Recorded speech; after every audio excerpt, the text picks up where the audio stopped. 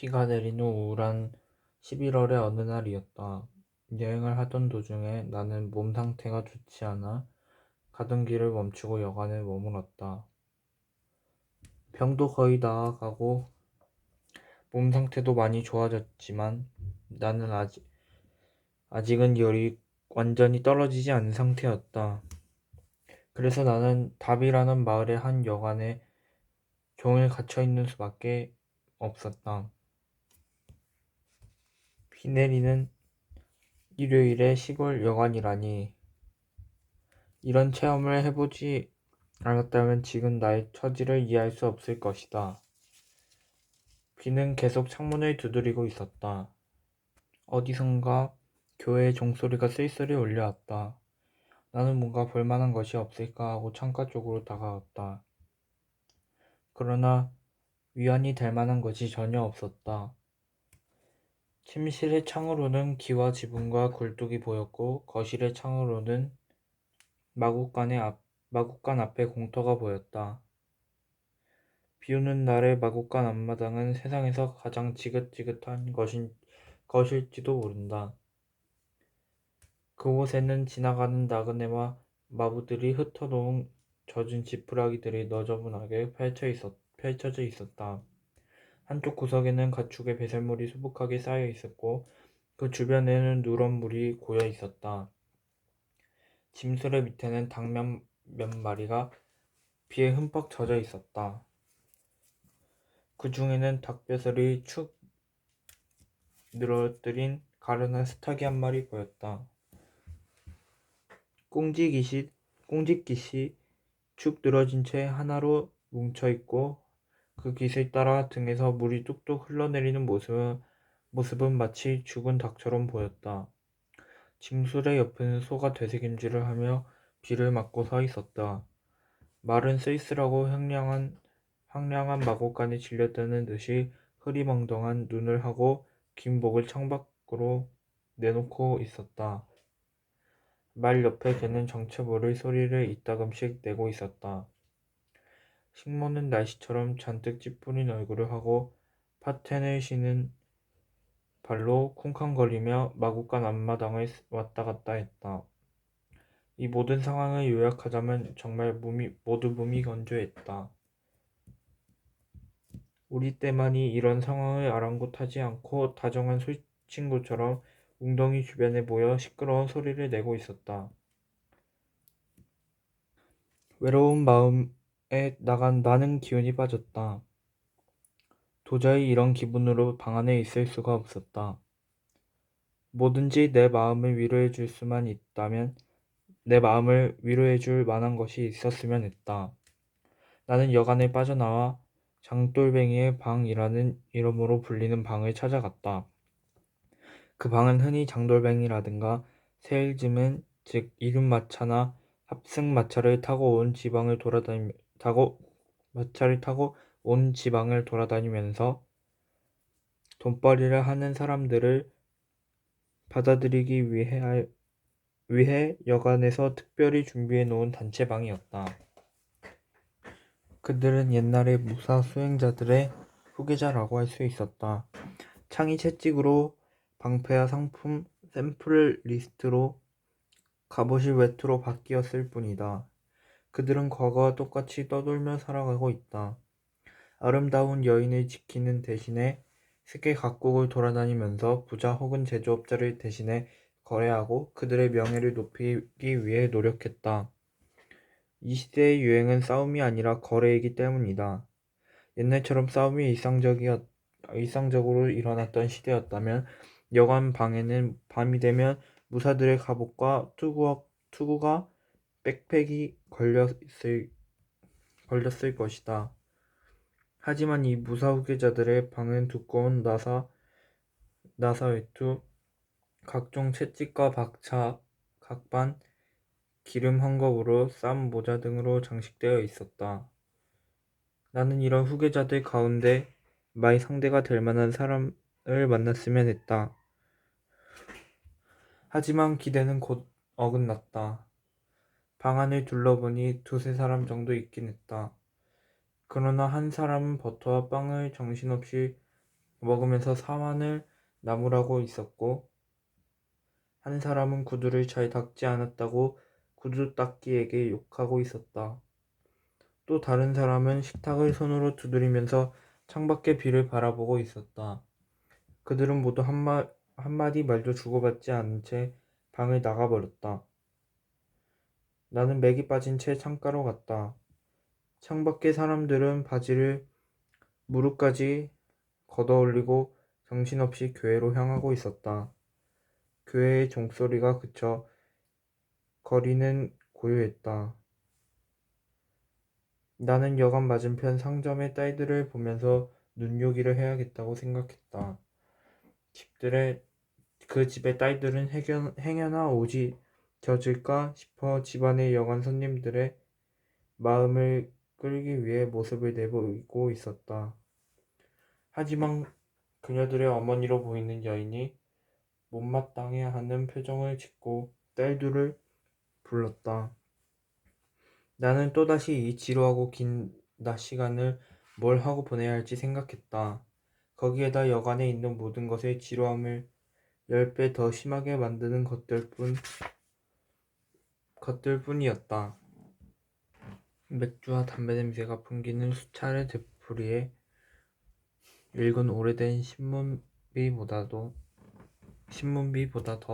지루하고 쓸모없는 책들, 옛 잡지, 부인의 볕을 보자 견딜 수 없는 무료함을 때문에 화날 지경이었다. 나는 스미스가 브라운과 잭슨과 존슨과 등등 틀에 박힌 가문 이름이며 창문에 낙서된 시 구절들을 읽고 또 읽는 수밖에 다른 도리가 없었다. 그날은 우울하게 지나갔다. 찢겨진 뜬 구름이 느리게 흘러가고 비는 단조롭게 주룩주룩 내렸다. 어쩌다 우산을 툭툭 때리는 빗방울 소리가 들려오면 시원한 소낙비를 연상할 뿐이었다. 잠시나마 우울한 기분에서 벗어나 개운함을 느낄 수 있는 유일한 순간이었다. 정오가 지날 무렵 경적이 울리며 역마차가 달려오는 모습을 보았을 때는 가슴이 후련해졌다. 무명 우산을 쓴 채 밖으로 나온 승객들의 옷은 구겨져 있었고 비에 젖은 외투에는 김이 모락모락 나고 있었다. 역마차의 경적 소리가 울리자 아이들과 개들, 붉은 머리 마부, 구두 닦기 등 여관 일대에서 사람들의 돈을 구걸하며 먹고 사는 모든 불황자들이 우르르 몰려 나왔다. 그러나 이 소동도 잠시뿐이었다. 역마차는 서둘러 그 자리를 떠나갔다. 그곳에 모였던 아이들도 개도 마부도 구두닦이도 모두 원래 자리로 슬슬 되돌아갔다. 거리는 또다시 고요해졌다. 날씨는 도무지 갤 기미가 보이지 않았고 기압계에는 우천이 표시됐다. 여관 안주인의 고양이는 불 앞에 쭈그리고 앉아 손으로 얼굴을 비비거나 귀를 긁었다. 끔찍한 예보는 한 달 동안 비옴으로 한결같았다.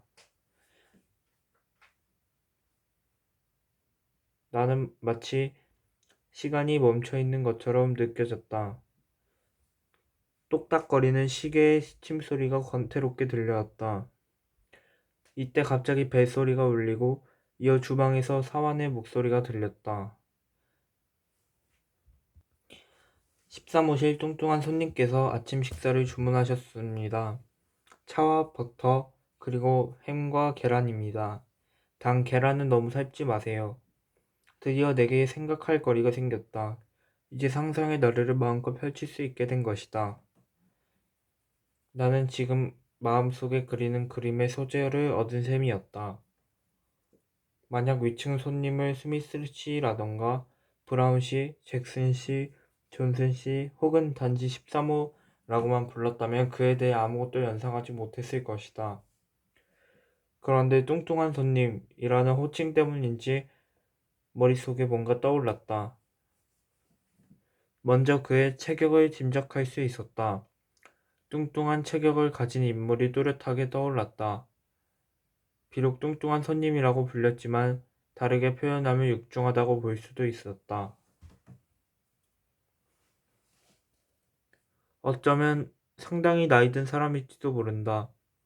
나이가 들수록 점점 살이 찌는 사람이 많으니까 말이다.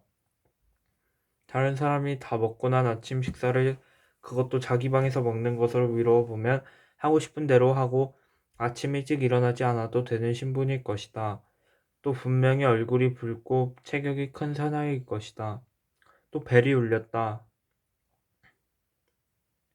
뚱뚱한 신사가 아침 식사를 재촉하는 모양이었다. 그는 상당히 높은 신분의 사람일 것이다. 아마도 이 세상에서 어떤 억압도 받지 않는 신분일 것이다. 뚱뚱한 신사의 뒤치다거리는 항상 누군가가 바로바로 해주었을 것이다. 그는 공복 상태라서 다소 기분이 상했을지도 모른다. 그는 혹시 런던시의 참사 회원이거나 하원 의원이 아닐까. 아침 식사가 위층으로 배달되자 잠시 조용해졌다. 신사가 차를 마시는 중인가 보다. 또다시 요란스러운 벨이 울렸다. 그리고 벨소리에 대답할 틈도 없이 연이어서 벨이 울렸다. 왜 저러지? 꽤나 까다로운 노인네로군. 사화는 잔뜩 화가 난 얼굴로 2층에서 내려왔다. 뚱뚱한 신사가 버터에서 썩은 냄새가 난다. 계란을 너무 익혔다는 둥 불편한 모양이다. 그는 확실히 입맛이 까다로운 사람인 듯하다.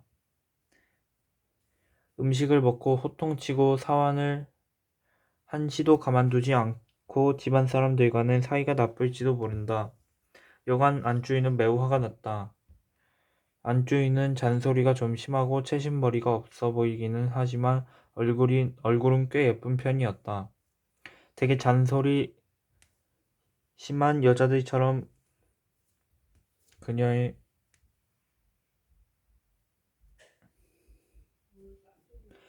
남편 또한 지능이 낮은 반편이었다. 안주인은 볼품없는 음식을 위층으로 올려보냈다고 직원들을 나무랐다. 그러면서도 뚱뚱한 신사에 대해서는 한마디도 하지 않았다.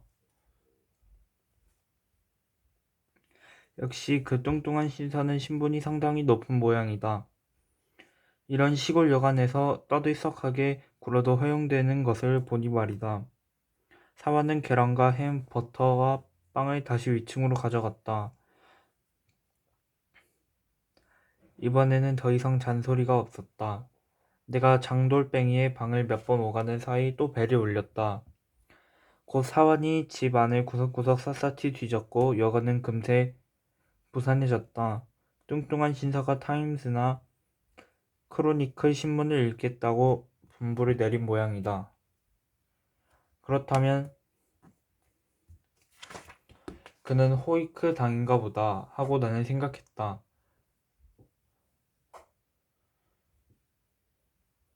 아니면 핑곗거리만 있으면 제멋대로 행패를 부리는 것으로 보아 급진파일 가능성도 있다. 헌트는 체격이 크다고 했는데 어쩌면 바로 헌트가 아닐까? 나는 사환에게 아까부터 여간을 떠들썩하게 만든 그 뚱뚱한 신사가 도대체 뭐하는 인물이냐고 물었으나 아무 대답도 듣지 못했다. 여간 안에 그 누구도 이 뚱뚱한 신사의 이름을 모르는 것 같았다.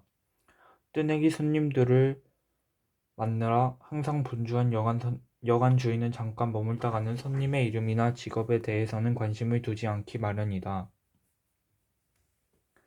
입고 있는 옷의 색깔과 차림새만으로도 오가는 나그네의 이름 따위는 충분히 짚고도 남았다. 키가 큰 신사라거나 혹은 키가 작은 신사, 검정색 옷을 입은 신사, 갈색 옷을 입은 신사, 아니면 이번 경우처럼 뚱뚱한 신사라고 부르면 된다. 일단 이렇게 대충 이름을 붙이면 별다른 사항이 없는 한 이름이 그대로 쓰이니 그 밖의 사항들은 손님들에게 물어볼 필요가 없는 것이다. 비.